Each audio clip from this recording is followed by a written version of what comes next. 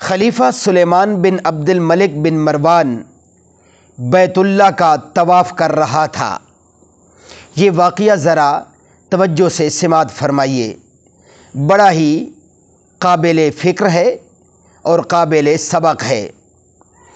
اچانک اس کی نظر ایک نوجوان پر پڑی جس کا چہرہ بہت پروقار تھا، مگر وہ لباس سے مسکین لگ رہا تھا۔ خلیفہ سلیمان بن عبد الملک نے پوچھا، یہ نوجوان کون ہے؟ تو اسے بتایا گیا کہ اس نوجوان کا نام سالم ہے اور یہ سیدنا عبداللہ بن عمر رضی اللہ عنہ کا بیٹا اور سیدنا عمر رضی اللہ تعالی عنہ بن خطاب کا پوتا ہے۔ خلیفہ سلیمان کو دھچکا لگا اور اس نے اس نوجوان کو بلا بھیجا۔ خلیفہ سلیمان بن عبد الملک نے پوچھا کہ بیٹا، میں تمہارے دادا سیدنا عمر فاروق رضی اللہ عنہ کا بڑا مداح ہوں، مجھے تمہاری یہ حالت دیکھ کر بڑا دکھ ہوا ہے۔ مجھے خوشی ہوگی اگر میں تمہارے کچھ کام آ سکوں۔ تم اپنی ضرورت بیان کرو، جو مانگو گے تمہیں دیا جائے گا۔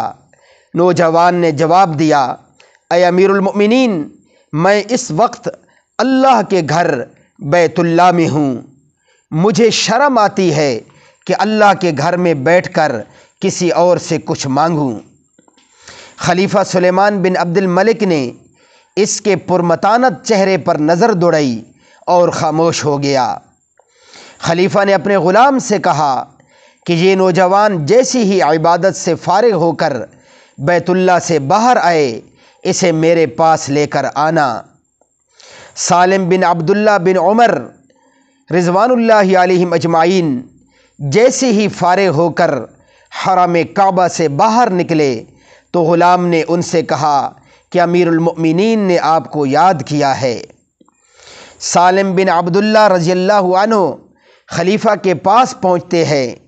خلیفہ سلیمان بن عبد الملک نے کہا، نوجوان، اب تو تم بیت اللہ سے باہر آ گئے ہو، بیت اللہ میں نہیں ہو، اب اپنی حاجت بیان کرو۔ میرا دل چاہتا ہے کہ میں تمہاری کچھ مدد کروں۔ میرے محترم سامعین، ذرا سالم بن عبداللہ کا جواب سننا۔ سالم بن عبداللہ رضی اللہ تعالیٰ عنہ نے کہا، اے امیر المؤمنین، آپ میری کون سی ضرورت پوری کر سکتے ہیں، دنیاوی یا آخرت کی؟ اللہ اکبر۔ امیر المؤمنین نے جواب دیا کہ میری دسترس میں تو دنیاوی مال و متاع ہی ہے۔ سالم بن عبداللہ نے جواب دیا، امیر المؤمنین، دنیا تو میں نے کبھی اللہ سے بھی نہیں مانگی۔ اللہ اکبر۔